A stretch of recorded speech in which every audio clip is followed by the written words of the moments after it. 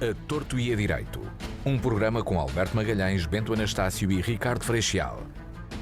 Realização de Luís Matias.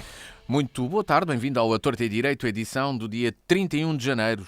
Estamos a terminar o primeiro mês de 2023 e hoje vamos falar sobre um ano de maioria absoluta do PS e também sobre as Jornadas Mundiais da Juventude. Já lá vamos, para já, vamos às notas de abertura com o Bento Anastácio, é o primeiro no programa de hoje. Bento, boa tarde, bem-vindo. Que notas trazes para o início do programa de hoje? Boa tarde, Luís, boa tarde, Ricardo, boa tarde, Alberto, e a quem faz o favor de nos escutar. Hoje não poderia começar o programa de outra forma, senão honrando o 31 de janeiro, honrando a revolta do Porto, honrando quem caiu em defesa da República e dos seus ideais. É triste que neste dia tenha que mencionar algumas questões que põem em causa a própria República, a sua ética e a forma de fazer política no ano em que nos encontramos. Isto vem a propósito do lançamento pelo Governo de serviços mínimos para a greve do pessoal docente e não docente das escolas. Primeiro, é uma arrogância, já que viola todos os princípios legais, nesta altura, fazer uma requisição civil, e depois brada aos céus o seguinte: há escolas que para cumprir os serviços mínimos, teriam que contratar pessoas, já que não têm, normalmente, o pessoal, o máximo do seu pessoal não chega para os mínimos dos serviços decretados pelo governo. Há aqui qualquer coisa que não bate a bota com a perdigota. Ou eu não percebo nada disto, ou eu vivo em Marte, ou então há aqui qualquer coisa que não está bem. Outra coisa está na arrogância do Sr. Primeiro-Ministro e do Sr. Ministro da Educação, a que se junta a falta de coragem. Há quem decide uma coisa que é ilegal, tem que se aguentar à bronca. Não é empurrar com a barriga para os diretores das escolas. Eu faço aqui o que me parece ser os serviços mínimos, e o diretor da escola que o escolha. E depois tem outra coisa absolutamente ilegal, que é o seguinte: os professores da educação especial estão todos, repito, todos, obrigados aos serviços mínimos. Ou seja, isto viola claramente a lei da greve. Portanto, estes senhores têm a prepotência, a arrogância de fazer as decisões que querem, contrárias à Constituição da República e à própria lei, que por um acaso foi proposta há uma quantidade de anos pelo Partido Socialista.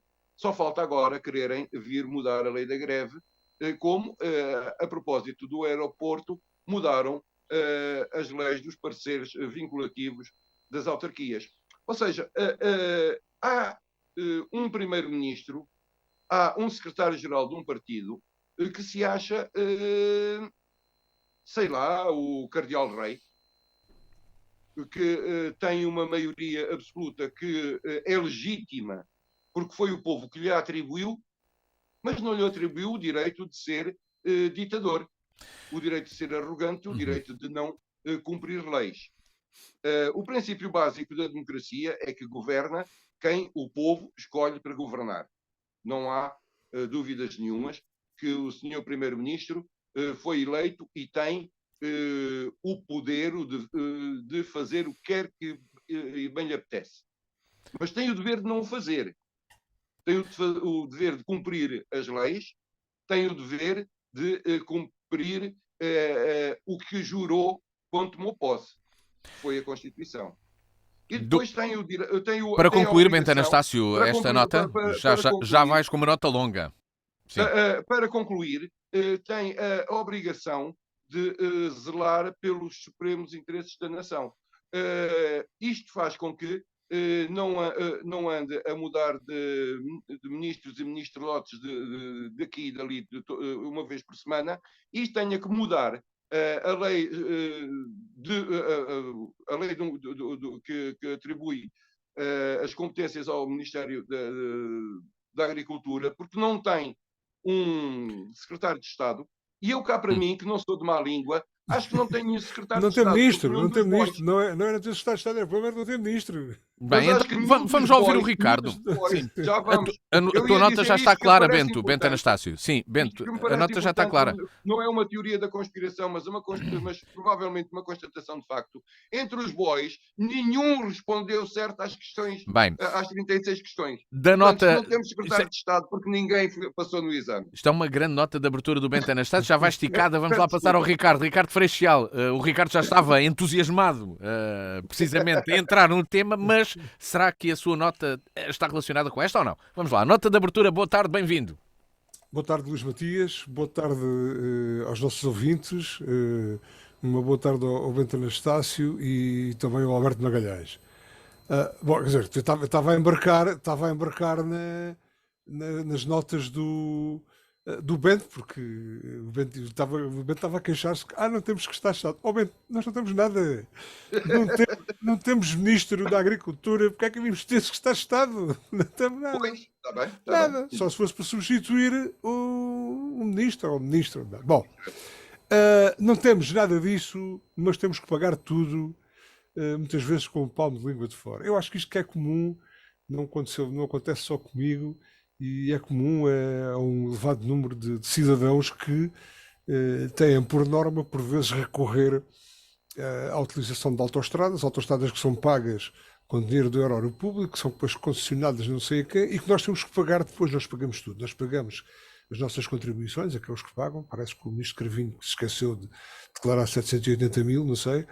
Mas temos que declarar, temos que pagar, e temos que pagar também a saúde, temos que pagar a educação dos nossos filhos, pagamos os nossos pais, pagaram a nossa, e temos que pagar também as autoestradas. E agora, inventaram esta coisa das autoestradas como uma coisa que chamam pórticos, que eu não sei o que é que são pórticos, eu raramente vou em autoestradas, e se por acaso, eu acho que em 2020 terei ido ou terei passado, ou um dos meus filhos terá passado num desses pórticos quaisquer, e teria que ter pago nos 2 ou 3 dias a seguir. Não sei se é uma legislação complicada, mas normas complicadas, 0,78 euros, 78 cêntimos de uma vez, mais 90 cêntimos de outra. Ou seja, eu que não sou um cidadão que utilize vulgarmente e normalmente esse tipo de vias, que não conheço os pórticos que não estão sequer assinalados, nem pouco mais ou menos, pelo menos de uma forma clara, eu passo e quando dou por mim, passados 2 anos, tenho 100 e tal euros para pagar. Eu acho que isto é um roubo, é um abuso, é um roubo. 100 e tal euros como podiam ser 100 e tal mil, porque no entretanto ninguém me avisou de nada, ninguém me mandou uma carta para casa a dizer que eu devia 78 cêntimos, nem 90, nem 10 euros, nem 15, nem 110 euros. Ou seja, isto acho que é um abuso. Nós já disse que já pagamos tudo, já pagamos, e depois ainda por cima temos que pagar porque de uma forma passiva, não é ativa, de uma forma passiva, somos visionados num daqueles pórticos, ou lá que parte daquilo tudo, e depois mandam-nos para casa, ou nem nos mandam para casa sequer. Eu fui avisado porque, enfim, o meu colaborador, distinto colaborador, que para a área da contabilidade e da fiscalidade sobretudo, me avisou, atenção, porque está aqui um aviso para pagar 100 e tal euros de multa. Ou seja, o Estado tem que ser uma pessoa de bem para receber, mas como é quando é devido, mas tem que se zelar também pelos cidadãos, nomeadamente pelo direito que eles têm à informação. E quanto mais não seja, é uma contornação. Digo, se não pagar 90 cêntimos, vai pagar mais tarde muito mais. Eu acho que isto que é comum a todos nós que circulamos nestas estradas, mas acho um abuso. E sou hipersensível ao Estado usurpador, ao Estado vertical, no pior sentido do termo, e sobretudo depois sinto-me esbulhado, porque não tenho forma de reclamar, porque senão qualquer dia a mim ou outro cidadão qualquer ainda lhe fazem uma penhora ou uma coisa qualquer, de uma televisão, ou seja lá do que for, e E portanto, acho isto péssimo. E depois ainda isto me irrita mais, porque todo o dinheiro que nós pagamos das nossas contribuições, uma parte significativa dele é mal utilizada. É utilizada de uma forma pouco eficiente e às vezes de uma forma a beneficiar apenas alguns e não o serviço público, a saúde, a educação, as vias de comunicação, que estão algumas vezes péssimas, e portanto o meu reparo a tudo isso. Eu não falo do 31 de janeiro porque o Bento já falou, mas falo no dia 2 de fevereiro, que vai ser o dia de Nossa Senhora das Candeias, se Deus quiser. E não se esqueçam que se a Senhora das Candeias sorrir, o inverno está para vir, e se a Senhora das Candeias chorar, o inverno está para abalar. Pronto, e fica a previsão, a previsão climatológica do Ricardo. Tem de passar ao Alberto. Uma pequena coisinha aqui para juntar à do Ricardo. As finanças que nos cobram o que nós não pagamos nas CUDs é a mesma que não consegue encontrar a brisa para a notificar de 80 milhões em dívida. Fica pronto, a nota do Bento acrescentada à nota do Ricardo. Alberto Magalhães, boa tarde, bem-vindo. Boa tarde, Luís. Tens aqui bastante tempo em crédito. Boa tarde, colegas. Uma questão de equidade. Boa tarde, colegas. Equidade, vai lá ver os outros programas e vais ver a equidade. Boa tarde, senhores espectadores deste programa que leva tudo a torto e a direito. Eu tenho duas notas, uma delas, infelizmente, é sobre uma morte, a morte recente da Maria Clara Rosa.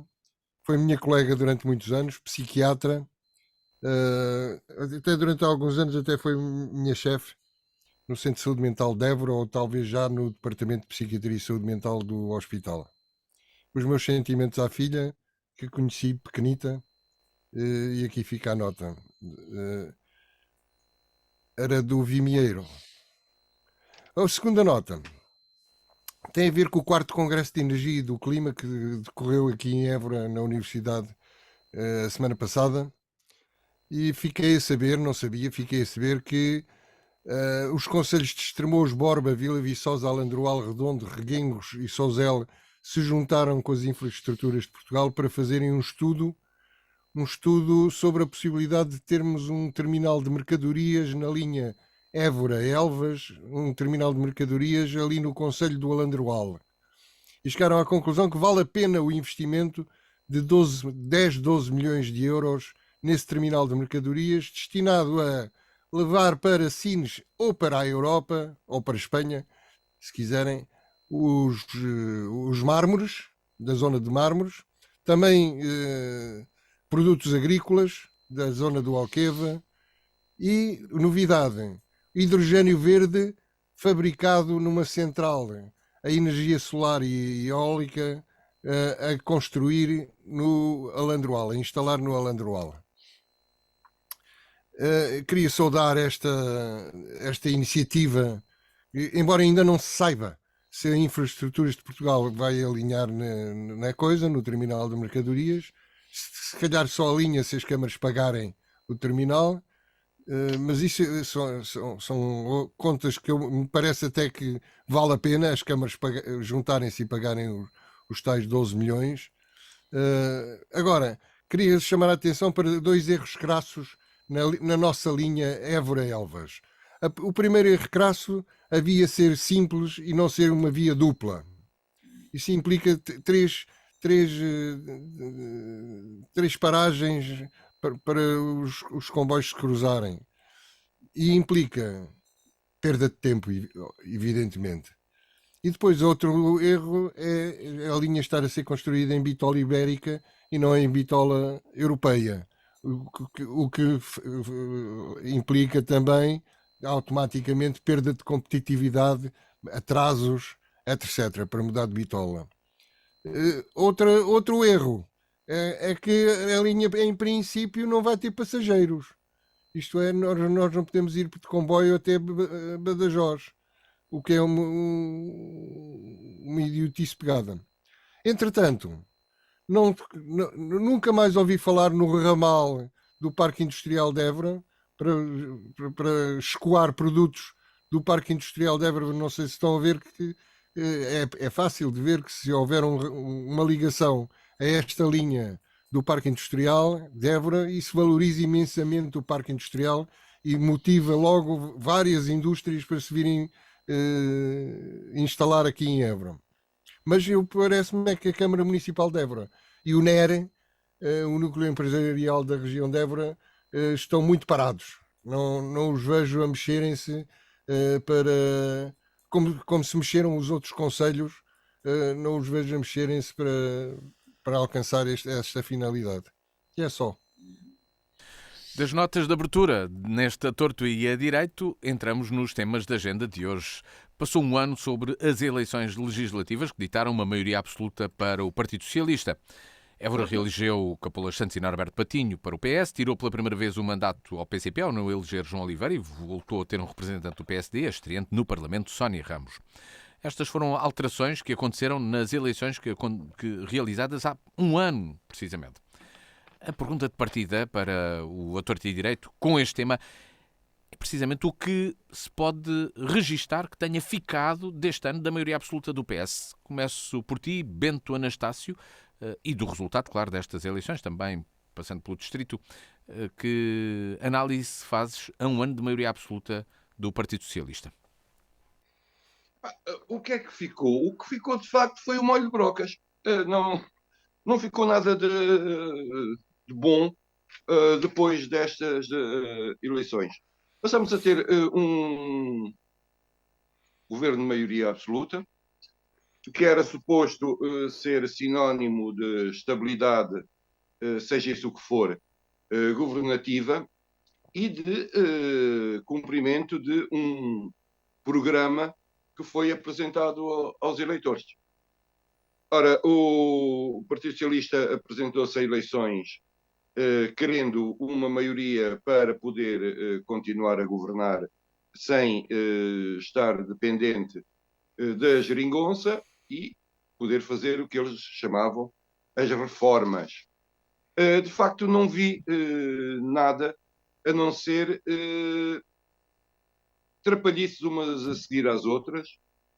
Um governo que navega absolutamente à vista, sem ter qualquer estratégia, quer no investimento produtivo, quer em áreas como a educação ou a saúde, e sobretudo nos tempos que correm, sem um projeto para a área tecnológica. Nós estamos a perder a hipótese de termos uma ministra da Investigação e do Ensino Superior absolutamente brilhante e que, coitada da senhora, lá deve estar a despachar processos ou qualquer coisa que o valha. Nós temos temos um governo fraco na sua Constituição e na sua competência, e os poucos ministros que temos competentes lá estão chorando para que lhes caia umas migalhas para que possam fazer o seu trabalho de forma decente. Ora, a mim parece-me que nós temos um governo que não governa e que nem sequer dá resposta ao normal funcionamento das instituições, à normal gestão dos processos. Nós temos um governo que lhe caiu do céu ou de Bruxelas uma quantidade enorme de dinheiro, que está a ser mal aproveitado e, sobretudo, está a ser desaproveitado. Convém dizer, quando falamos destes investimentos, destes PPRs, destes dinheiros que vêm, estes PRRs, desculpa, este dinheiro que vem da Europa, às vezes esquecemos de uma coisa simples. Por cada projeto que é aprovado, o Governo recebe no mínimo 8% desse valor. Vamos dar um exemplo. Está a ser feito o Hospital de Évora, o Hospital do Alentejo, desculpa, está a ser feito em Évora. O Hospital do Alentejo, que por hipótese custa 100 milhões, 100 trilhões, o que quiserem. Desses 100, 85 são pagos pela União Europeia e era suposto que o Estado pagasse 15. E pronto, teríamos os 100. Esquecemos normalmente de meter nestas coisas o IVA. Ou seja, o Estado recebe 23% de IVA. Ou seja, a inépcia do governo está-nos a custar 8% de dinheiro líquido dos investimentos europeus. Nem isso é capaz de deixar fazer. Temos um governo que vai mudando de ministros todas as semanas, por uma quantidade de, diz o senhor primeiro, casos e casinhos, mas não, são por ofensas graves à ética republicana e à forma de estarmos. E pela tua cara é a altura de me calar. É mesmo. Ricardo Freixal, que balanço faz de um ano de maioria absoluta do Partido Socialista? Não é tudo menos balanço. Isto depende sempre para um lado. Depende para o lado mau. É pena, mas temos assistido nos últimos... Eu não vou tocar já, porque acho que já está mais que batido, embora esteja tudo por resolver, nas questões, nos casos e em tudo aquilo que tem acontecido de quase de bizarro no tráfico de influências, na envolvência de agentes responsáveis ou que deviam ser responsáveis pela governação, os ministros, os secretários de Estado, mais os outros secretários de Estado, mais os ministros que não são, mais os secretários de Estado que não foram, tudo com contornos muito maus, a rondar quase a vigarice, passo o termo, não é? E vou deixar isso, mas isso neste momento ocupa o nosso dia-a-dia. Aliás, ontem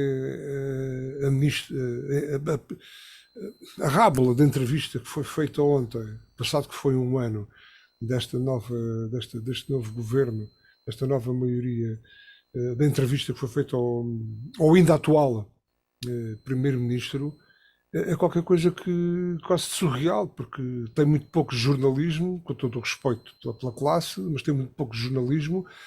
Dá uma sensação que foi no canal público. Desculpa, Bento. Foi um frete.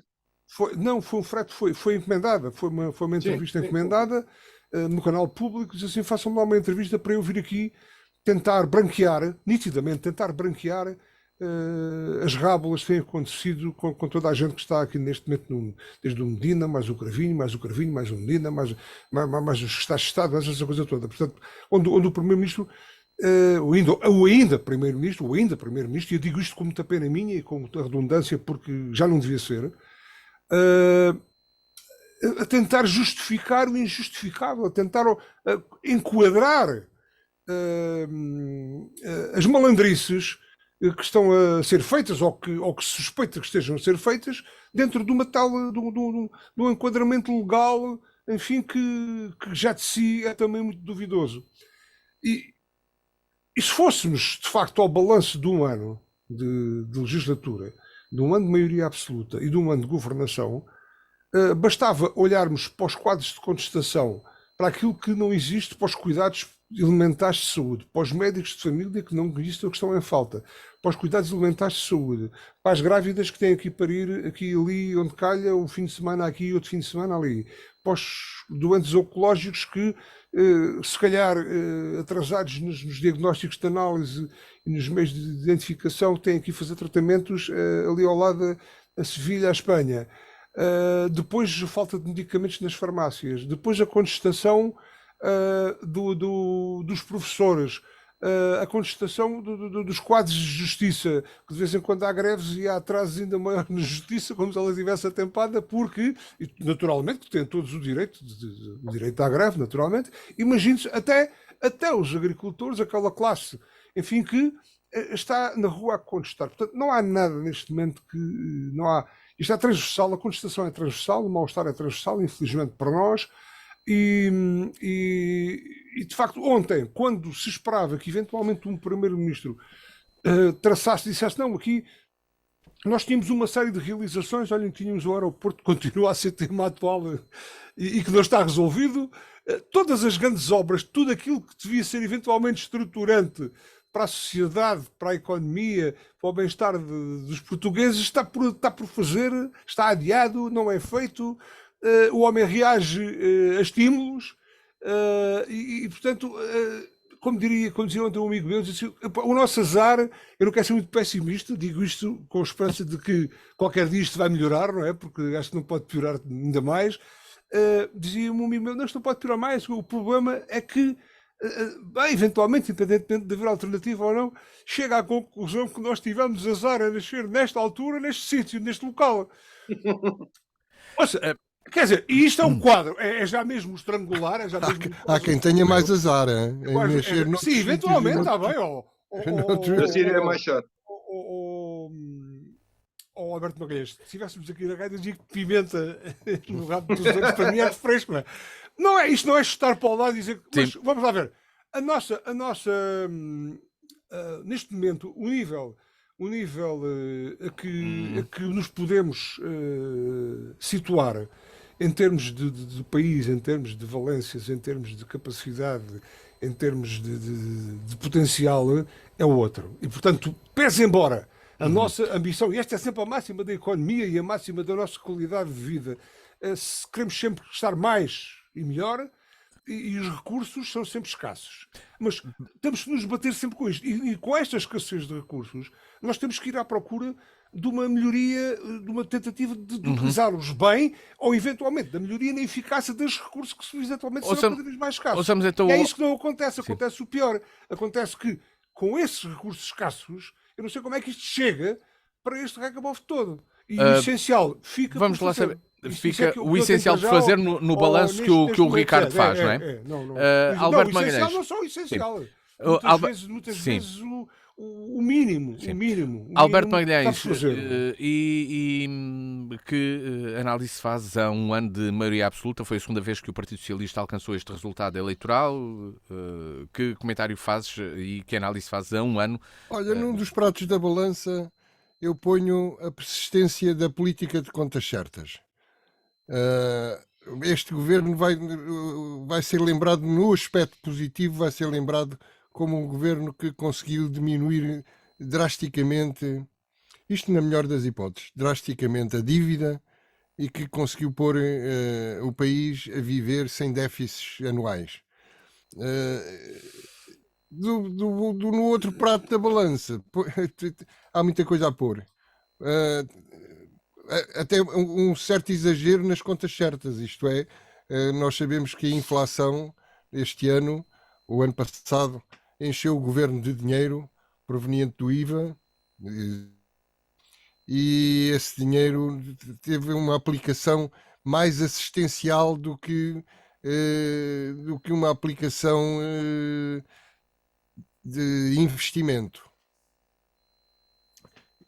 Apesar do PRR, apesar de termos o PRR, o 2020 e o 2030, o Estado continua a investir pouco, sobretudo continua a investir pouco em infraestruturas básicas como a ferrovia, e ainda há bocadinho falei na tendência para fazer comboios de via única e em bitola ibérica, quando devíamos estar a apostar em via dupla e bitola europeia para chegarmos depressa e rapidamente e em força à Europa com os nossos produtos. O investimento na saúde e na educação também tem sido menor do que aquilo que era preciso. E temos aí a greve dos professores e vamos ter com certeza problemas com médicos e enfermeiros. Já temos, mas vamos ter mais se isto continua assim. Ou seja, pouco investimento onde ele devia acontecer mais. Mas pior do que isso, foram os casos sucessivos de desprezo pela ética republicana e pela incompetência e irresponsabilidade ministeriais. É que não é só um problema de ética, também, em alguns casos, chegou a ser um problema de completa incompetência ou irresponsabilidade. Eu não acredito então que tem incompetência, desculpa. Incompetência, sim. É demasiada incompetência para ser só incompetência. Irresponsabilidade jovialidade, até em alguns casos, não é? Vamos trocar aqui umas mensagens por WhatsApp e governar este país em mensagens do WhatsApp. Ok, meu, vamos a isso. Bué fixe e tal. Não, os países não se governam assim, e esse foi um dos males deste primeiro ano de governo. Espero que António Costa tenha percebido, finalmente, que já chega disto. Outro mal péssimo deste governo, e não só deste governo, sobretudo desta maioria, neste caso é mesmo desta maioria, é que passou este ano a alimentar o Chega para enfraquecer o PSD e a Iniciativa Liberal. E isso é péssimo. É uma atitude absolutamente maquiavélica e que só pode dar mau resultado, porque o Chega vai se alimentando de facto das picardias com o Presidente da Assembleia da República, das bocas do Primeiro-Ministro em relação aos meninos betos da Iniciativa Liberal, e destes casos todos, e casinhos e casões que vão alimentando o Chega. Regionalmente, eu acho que o Governo esteve bem em começar as obras, finalmente, do Hospital Central, em Évora. Esteve bem em dar andamento à ferrovia de Évora-Elvas. Esteve mal, porque a ferrovia é de via única e Vitória Ibérica. E esteve mal também porque ainda não começou, ou melhor, não recomeçou, o troço São Mansos A6, que ficou a meio caminho por causa da crise e que nunca mais, já lá vão anos. Hã? O IP2 para mim é mais importante. É o IP2, é o troço do IP2. É esse mesmo, é isso. É o troço do IP2 que vai de Monsanto. Sim, de São Mansos. De São Mansos deveria derivar para as portagens, para perto da portagem da A6 e de Évora, e que nunca mais, ali na Azaruja, ou perto da Azaruja, e que nunca mais é feito. E esse é um dos problemas que nós temos aqui na região. De uma forma. A esse propósito, deixe-me apenas só referir aqui qualquer coisa que, para além de lesar diretamente a sociedade, a comunidade que não usufrui dessa via, lesa todos aqueles que foram expropriados e que há quase uma dezena de anos vê as suas propriedades pequenas, grandes, de média dimensão, esventradas, prejudicadas no seu dia-a-dia por essas obras paradas. Se já de si elas poderão não ter sido devidamente equacionadas, neste momento estarem paradas não resulta em benefício. Também é um prejuízo para prejuízo, mas uma coisa incalculável. Uma coisa incalculável. Uma última questão, já que temos aqui uma maioria absoluta, Bento, tu achas que o trabalho parlamentar perdeu relevância durante este tempo de forma muito rápida, para analisar também o trabalho muito de rápido. A questão é esta, nós não somos um país de e no caso de Évora, que tem uma alteração na representatividade também. Sim. Muito rapidamente. Nós não somos um país com tradição parlamentar. O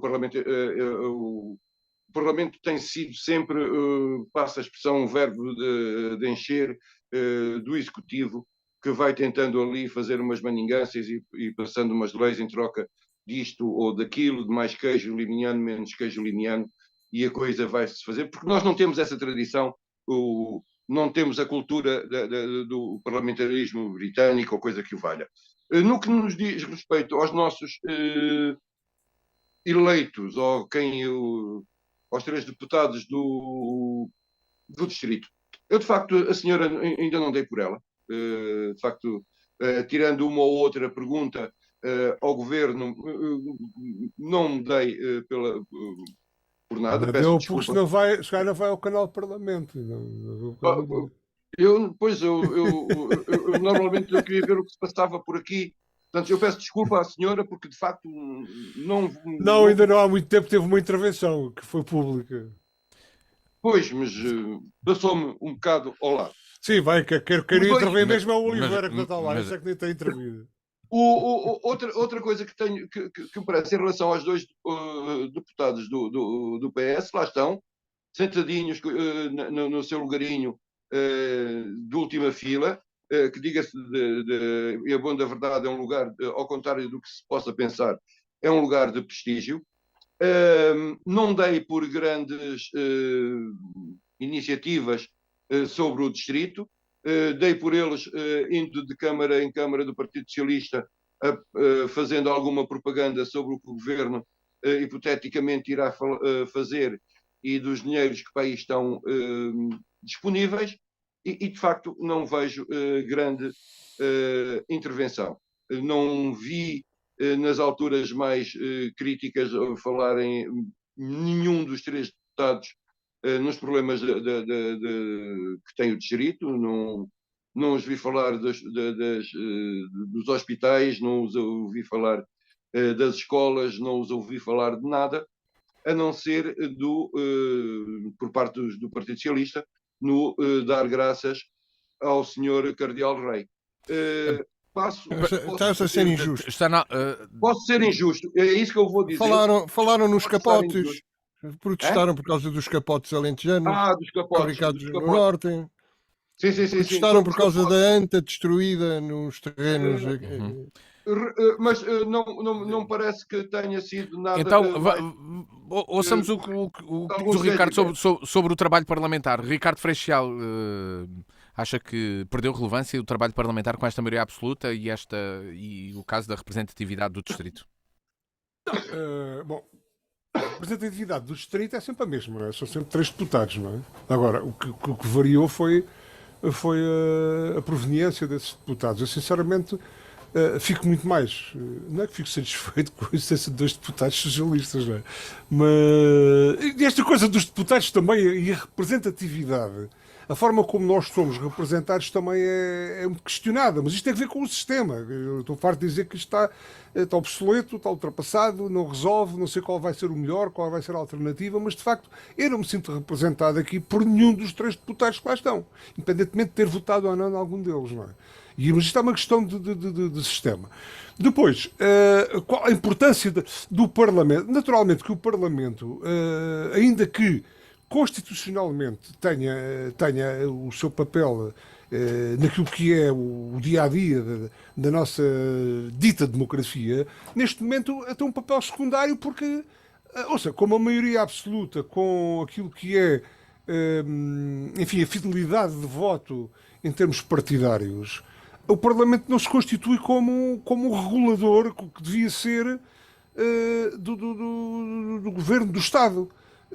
Portanto, está de alguma forma, não direi fiel, mas está fidelizado a esta maioria, a este partido, e portanto o Parlamento não há, ainda no outro dia discutiu-se com toda a gente na rua, com os professores, com os profissionais da saúde, com os agricultores, com os trabalhadores, enfim, com toda a gente na rua a contestar e a pedir que este governo governe bem. A moção de censura que foi apresentada, ou seja, foi votada maioritariamente pelo partido que tem a maioria absoluta, e pronto, aí acabou, porque nem mesmo aqueles que eventualmente deviam ter marcado posição em termos de uma coerência política em vivência democrática, não foram capazes de votar a favor dessa moção. E portanto está a ver que neste momento e por isso é que eu digo, faz todo o sentido, até também por isso, eventualmente fará todo o sentido que este Presidente da República dê a volta ao texto, quer dizer, faça parar este ciclo de desgovernação, este ciclo de pseudo-democracia que está a acontecer, porque ele de facto não só não nos apresenta alternativas que são credíveis em termos do bem-estar da vida dos portugueses e do Estado, como ainda por cima está carregado de rábulas que, ou seja, eu nunca vi neste quadro uma coisa tão caricata, tão bizarra, tão sem vergonha mesmo como esta que está a acontecer aqui. Alberto Magalhães, se isto é torto e direito ao Luís Matias, quando achar que está demais, corte Está. mesmo, porque Não, porque isto é em a direto. paciência já não há paciência. Não há. Alberto Magalhães, Já não há paciência, e não é? na tua avaliação, o trabalho parlamentar perde a relevância com a maioria absoluta? Eu acho que não. Acho que o Parlamento é sempre o Parlamento e é claro que a maioria absoluta enfraquece o Parlamento. Isso é óbvio, não é? E também é verdade que, apesar de o António Costa ter prometido e reprometido humildade, uma atitude humilde e uma atitude de escuta das oposições e de colaboração com as oposições, a verdade é que se têm somado casos em que o Partido Socialista impede a audição no Parlamento de ministros, secretários de Estado, gestores públicos, etc. E isso não é bom, não é bom e, de facto,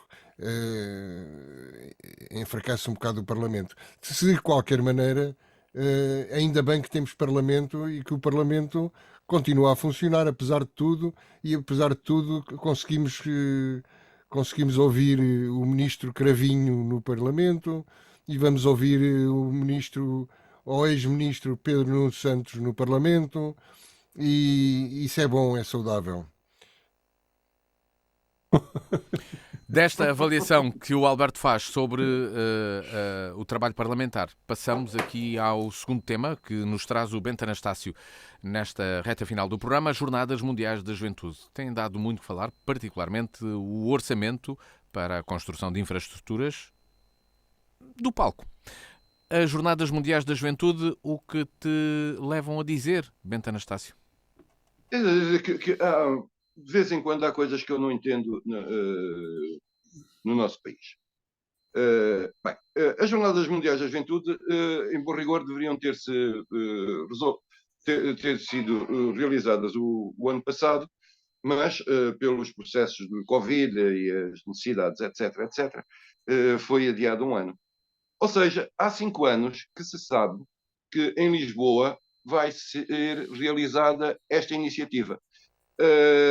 Eu tomo nas tintas de quem a organiza. Obviamente não sou católico, não sou de religião nenhuma, mas não posso esquecer que isto é um evento a que Portugal concorreu, que tinha um caderno de encargos e que há muito tempo as coisas deveriam estar a ser resolvidas. É claro que este tipo de iniciativas, sejam eles quais forem, servem normalmente para fazer cidade, ou seja, para recuperar áreas degradadas, para que se possa desenvolver uma determinada zona que está normalmente degradada, que é o caso. Isto sabia-se qual era o orçamento que isto custava, e pronto, sobre isso nada a dizer. Vêm não sei quantas pessoas, vêm muitas, vêm poucas, terá lá muita gente. Faz-me a mesma impressão que os Estados do Euro, quer dizer, eu não vou lá, assim como não fui ver a bola, portanto, mas não é por aí. Penso que em termos de retorno ele existirá. O que toda esta polémica vem porquê? Porque a boa portuguesa se deixa tudo para fora de horas e existe uma falta de rigor e de transparência na parte do investimento público. Eu não sei, nem quero saber se a Igreja Católica Apostólica Romana cobra entradas, se os voluntários têm que pagar. Eu, quando era voluntário na festa do Avante, pagava a entrada e pagava o que comia e bebia. Isso era problema meu. Agora, quando aparece uma obra que já deveria estar feita e que há uma pressa enorme em fazê-la, e depois aparece a Motengil metida na coisa, a malta começa a achar estranho. Ou não. Começa a achar que alguém vai pôr a mão na massa. E isto é o reflexo da imagem que nós temos de quem nos governa. Nós partimos logo do princípio que vai haver gamanço. Algo que deveria ser ao contrário, já que a presunção da inocência foi um avanço civilizacional, já que toda a gente até prova em contrário. Mas o grande boa capital, pessoa, o grande é uma boa capital pessoa. não beneficia Não da é. presunção. Não, porque há uma A moto em Gil entra, de exemplos. portanto, a moto em Há Gil uma entra. quantidade de exemplos de coisas ligadas a esta empresa. Há uma quantidade de exemplos de coisas ligadas às adjudicações diretas que deixam toda a gente com uma pulga atrás da orelha. Porque raio de cargas d'água é que um palco, altar, whatever, que era para estar pronto para umas jornadas que se deveriam ter feito o ano passado, vai ser agora feito por adjudicação direta, com custos enormes, porque vai ser feito à pressa, em vez de ter sido feito normalmente, como nos países civilizados, atempadamente e com continhas públicas e bem explicadas. Eu quero saber o que é feito do dinheiro dos meus impostos. Não tenho nada contra, obviamente, um evento deste tipo em Lisboa ou em Portugal, ou no sítio onde seja, porque há de facto um retorno deste investimento e contas de merceeiro, Portugal vai ganhar dinheiro com isto. Portanto, os 80 milhões, depois de lhe tirar o IVA, não é nada por aí fora em termos de gasto público, do dinheiro público entregue, independentemente de sermos um Estado laico, não somos um Estado ateu, não temos nada que estar de não viabilizar um evento deste tamanho, seja ele feito pela Igreja Católica, pela Igreja Protestante, pelos sunitas, seja por quem for. Aí é que porque o Estado republicano não tem que se meter nisso. Tem a ver, é claro, com uma iniciativa que vai trazer números redondos, 1,5 milhão de pessoas, e 1,5 milhão de pessoas que vai ter retransmissão televisiva, etc., por esse mundo fora, é, do ponto de vista de um país que vive essencialmente do turismo, um bom investimento. E isso estamos de acordo. Agora, vem depois a outra parte, que é essa coisa de ser tudo muito rápido por concurso, sem ser por concurso público, serem sempre as mesmas empresas a ser contratadas, deixa uma pulga atrás da orelha. Eu desconfio do nosso Estado e não acredito na moto em Gil. Ouçamos o que diz o Ricardo Freixal sobre as Jornadas Mundiais da Juventude e estas polémicas que têm percorrido as notícias nos últimos tempos, e já depois desta análise do Bento e esta preocupação do Bento, que tem aqui uma pulga atrás da orelha. Bom, eu fui despertado. As jornadas da juventude, internacionais da juventude, já estão aprazadas para Portugal há uns anos, não é? Portanto, isto não, há 5 anos. Isto não é de ontem. Todos nós, eventualmente, sabíamos que elas se iam realizar dentro da data prevista. E agora, de um momento para o outro, surge toda esta polémica em volta da infraestrutura, da realização, das obras, do palco, do não tão palco, de tudo mais. Eu não conheço no essencial qual o problema, qual o programa total das obras, qual a dimensão das mesmas, mas de facto sou confrontado com valores de milhões, quer dizer, e dito assim friamente, 4 milhões para um palco, para a sua santidade, pese embora o palco ser para a sua santidade, parece-me um pouco demasiado, quer dizer, poder-se-ia fazer na minha condição de cidadão, enfim, de recursos escassos enfim, e com contenção nos meus gastos, direi, mas que diabo, não se poderia fazer um palco com menos dinheiro? Mas depois vem que o palco não é propriamente um palco para um comício ali no Recinto de São Brás, que não existe, mas é um palco com uma dimensão diferente, enfim, com uma envolvência de presença, quer no palco, quer em volta do palco, muito grande.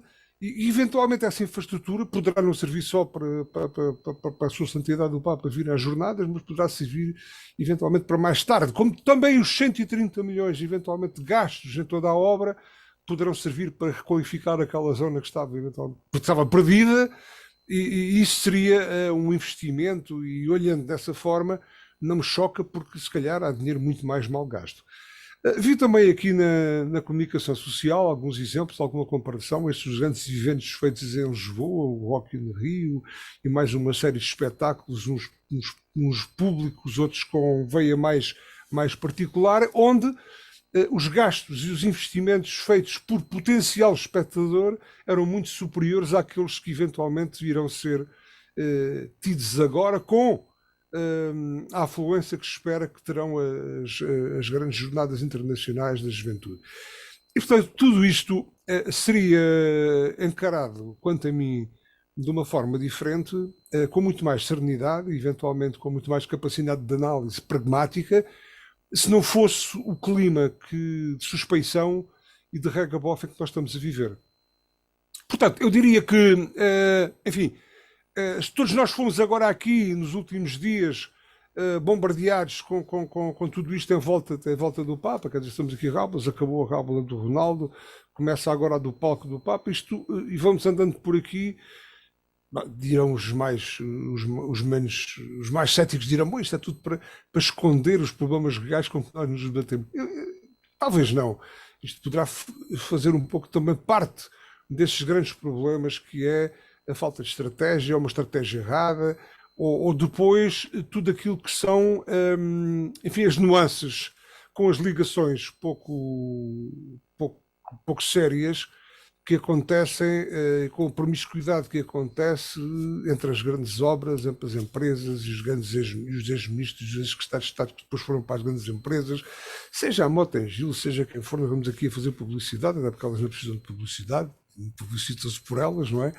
Das mais diversas formas, mas de facto tudo isto poderia ser encarado com muito mais serenidade, eventualmente com muito mais objetividade e numa análise muito mais correta, não fora o clima que estamos a viver. E, portanto, eu acho que as jornadas atraem muita gente a Portugal, não só a Lisboa, mas de facto a Portugal todo ele, com certeza, e eventualmente estaremos carentes destas grandes realizações. E, portanto, há que acolhê-las.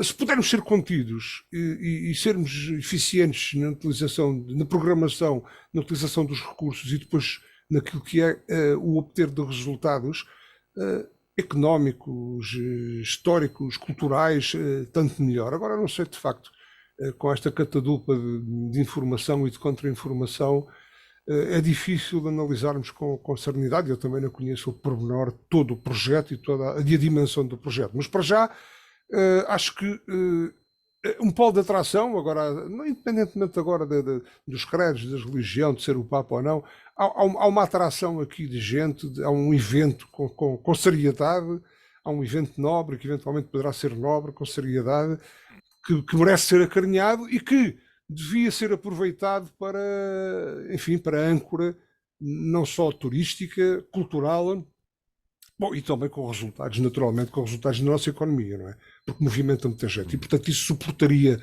naturalmente os 130 milhões, não fora, se calhar, alguns desses milhões irem aqui por vasos pouco, enfim, tortuosos e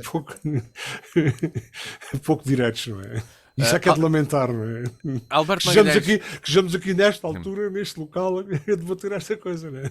Alberto Magalhães, que comentários fazes a esta análise também que já aqui foi feita, e estes comentários sobre as Jornadas Mundiais da Juventude? Primeiro deixa-me fazer 2 pontos prévios. Primeiro ponto prévio. Eu ouvi muitos comentadores e muitos jornalistas falarem: os portugueses estão indignados. Eu acho que quem está indignado são os comentadores e os jornalistas. Os portugueses não sei se estão, se não estão, porque não conheço nenhuma sondagem que me diga se estão ou não estão indignados.